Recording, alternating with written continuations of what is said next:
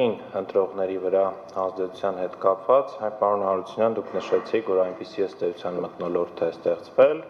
իհարկե կարող է ներով, որ կարող էր այսպես ազդել, նաև Սահմանադրական դատանի հարգարժան դատավորների հարցերին պատասխանելիս կարող էր նաև այսպես ազդել,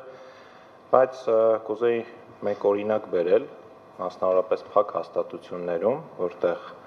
գտնվող հասարակության անդամները համարվում են ավելի խոցելի եւ իրենց իրավունքները ավելի բարձր ստանդարտով են պաշտպանվում իրենց խոցելիությունից ելնելով եւ քրեակատարողական հիմնարկներում օրինակ քաղաքացիական պայմանագիր կուսակցությունը չի հաղթել, եթե առանձին վերցնենք քրեակատարողական հիմնարկների տվյալները։ Այդ ձեր կարծիքով, եթե այդպիսի մթնոլորտ էր, որ խոսքը նման ազդեցություն է ունենում ընտրողի կամքի վրա, օրինակ այս դեպքում ինչի է այդպես եղել։ Ինձ թվում է դուք բերեցիք փայլուն օրինակ, հիմնավորելով իմ բոլոր հարցադրումները, որ արեցի իմ դիմումի ժամանակ։ Քրեակատարողական հաստատություններում շատ ճիշտ եք ասում, մենք որևէ նախընտրական քարոզչություն չենք իրականացրել։ Եվ այդ ինչի է զարմանալի մի բան պատահեց, որտեղ մենք նախընտրական քարոզչություն չենք իրականացրել, պարզվում է մենք ավելի շատ ձայն ենք ստացել։ Ինչու՞։ Որովհետև նախընտրական քարոզչություն իրականացնողներ չկային։ Նրանք, ովքեր դրսում էին, ոչ թե քրեակատարողական հաստատությունում, ովքեր դրսում պետք է քարոզչություն իրականացնեին, իրենց վրա դուք ազդեցիք։ Եվ դրա պատճառով հասարակությունում ուրիշ պատկեր էր, որտեղ մենք ունեինք քարոզիչներ։ Իսկ այնտեղ, որտեղ դուք չէիք էլ մտածել, որտեղ ոչ մեկին չէիք ահաբեկել, այդտեղ ունեցանք ավելի բարձր ձայներ։ Ես շնորհակալություն եմ հայտնում, որ դուք վերահաստատեցիք եւ բերեցիք վառ օրինակ, թե ինչու իմ ասածը ճիշտ է։ Այսինքն դուք կարծում եք, որ քրեակատարողական հաստատություններում գտնվող անձինք չունեն արտաքին աշխարհի հետ որևէ կապ եւ նախընտրական քարոզչության ժամանակահատվածում որևէ ազդեցություն իրենց վրա չի լինում։ Լինում է, բայց ոչ նույն չափով, վստահ եմ դուք էլ գիտեք, ես վստահ եմ, որ դուք որպես նախարար այդ ոլորտի պատասխանատու գիտեք, որ դրանք հավասար չեն, վստահ եմ, որ գիտեք, որ քարոզիչներ մենք չենք կարող ուղարկել քրեակատարողական հաստատություններ, եւ այդ մարդիկ այդ ինֆորմացիան ստանում են բավականին, այսպես ասենք, ոչ միջնորդավորված։ Վստահ եմ, դուք էլ չեք ուղարկել քարոզիչներ այնտեղ։ Եվ ինքներդ պատասխանեք այդ հարցին, այդ ո՞նց եղավ, քարոզիչներ չգնացին երկու տեղ ու հանկարծ պարզվեց ընդդիմությունը շատ ավելի շատ ձայն ունի քրեակատարողական հաստատություններում։ Իսկ որտեղ քարոզիչներ կային երկու կողմից, հանկարծ լրիվ այլ պատկեր է։ Պատասխանը պարզ է, որովհետև դուք քարոզիչներին ճնշեցիք, որտեղ դուք քարոզիչներին հետապնդեցիք եւ դրա համար հասարակությունում քրեակատարողական հաստատություններից դուրս եղավ այլ պատկեր։ Իսկ Երևան քաղաքում դուք քարոզչություն իրականացրել եք։ Մենք ամենուր ենք փորձել քարոզչություն իրականացնել եւ իմ ասածը ամենևին չի նշանակում, որ ձեր ահաբեկումը ազդեցություն թողեց բոլոր քարոզիչների վրա։ Բայց դուք նաև մեզ մեղադրում եք այ վարչական ռեսուրսի օգտագործման համար։ Այ ո՞նց եք կարծում, ո՞նց է ստացվել, որ ձեզ վարչական ռեսուրս չի կիրառվել այդ ոլորտներում։ Որ ոլորտում։ Օրինակ քրեակատարողական։ Որովհետև քրեակատարողական հաստատությունների ընտրողների թիվը այդքան մեծ չէ եւ դա է պատճառը, որ դուք վարչական ռեսուրս այնտեղ չեք կիրառել։ Դա պարզ է։ Ավելին իմանալով ձեր ցանկության մասին եւ դա շատ արդարացված ցանկություն է ձեր ռենոմեի մասին որպես անձ, ես կարծում եմ, որ դուք ինքներդ երբեք դա թույլ չէիք տա։ Դուք կոնկրետ ես նկատի ունեմ արդարադատության նախարարին, չնայած դուք այստեղ ոչ այդ դերում եք հանդես գալի, բայց իմանալով ձեր դիրքորոշումները ես վստահ եմ, որ դուք դա թույլ չէիք տա։ Բայց դա ամենևին չի նշանակում, որ վարչական ռեսուրսը լայնածավալ ձևով չի կիրառվել այլոց կողմից։ Այո, առհասարակ մեր քաղաքական թիմը այդպիսի մարդկանց է։ Այ դրա հետ ես համաձայն չեմ։ Հաջորդ հարցը, նայեք, դուք ձեր թեզերից մեկում թիվը հիմա արդեն չեմ հիշում, խոսեցիք, որ վարչական դատարանի կողմից հաստատված է համարվել որոշակի հանգամանքներ, մասնավորապես ընտրական օրենսգրքի 19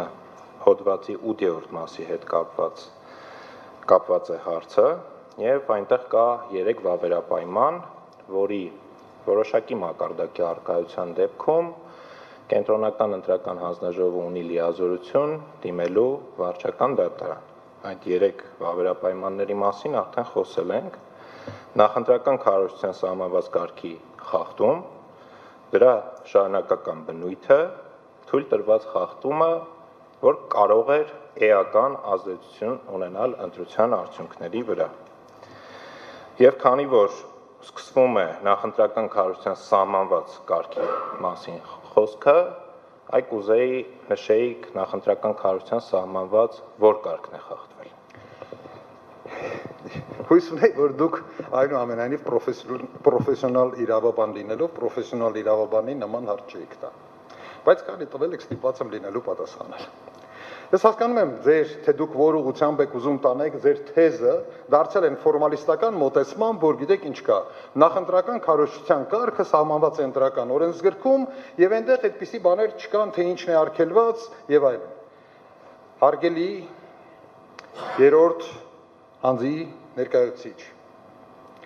Խոսքը չի վերաբերում զուտ նախընտրական կառավարության կարգի խախտմանը։ Խոսքը վերաբերում է ընտրական սկզբունքի խախտմանը։ Եթե նախընտրական կառավարության ընթացքում մեկը մուրճը ձեռքին տար մյուսի ճակատին, ոչ ոք չէր կարող ասել, ցույց տվեք ինձ ընտրական օրենսգրքում մի դրույթ, որ նախընտրական կառավարության կարգում չի գրած մուրճը չտալ ուրիշի ճակատին։ Նախընտրական կառավարությունը ընդհանրապես ժամանակահատված է, որի ընթացքում ինչ որ ռեսուրսների սահմանված կանոններ կան։ Բայց դա բացարձակապես չի նշանակում, որ նախընտրական կառավարության ընթացքում չեն կարող տեղի ունենալ հանցագործություններ, չեն կարող տեղի ունենալ սահմանադրությամբ սահմանված ընտրական սկզբունքների խախտումներ, ինչի եւ տվյալ դեպքում տեղի ունեցել։ Եվ եթե ուշադրություն դարձնեք, ապա ես ընդհանրապես մեջ բերել դատական ակտը որպես երկու հաստատված փաստ։ Սակայն, եթե ես ենթադրեի, որ միայն սրա վրա պետք է հիմնվի իմ դիմումը, ես որևէ փաստարկ այստեղ դատարանում չպետք է ներկայացնեի, պետք է գայի ասեի նայեք կա դատական ակտ, այս երկու փաստը հաստատված է, ես շարունակեմ այդտեղից։ Ոչ։ Ես դա չարեցի։ Ես փորձեցի դատարանին ներկայացնել բոլոր այն հիմնավորումները, որոնք ըստ իս ենթակա են սահմանադրական դատարանում հարցի լուծմանը, ուսումնասիրմանը,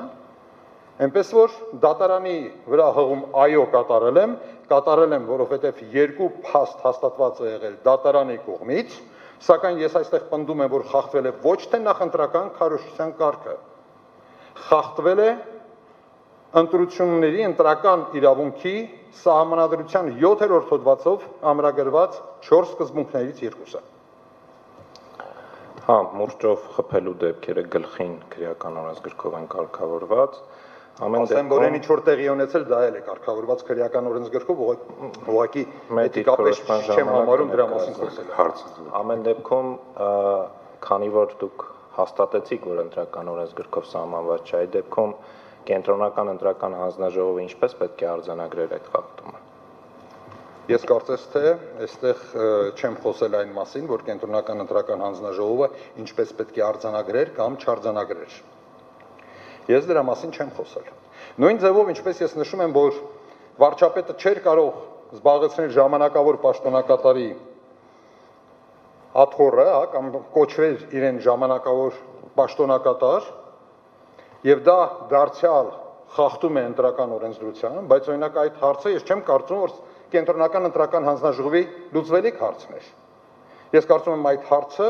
սահմանադրական դատարանի լուծվելիք հարցն է եւ դրա համար այդ հարցը ներկայացնում եմ հենց այստեղ այս մանրամասնությամբ։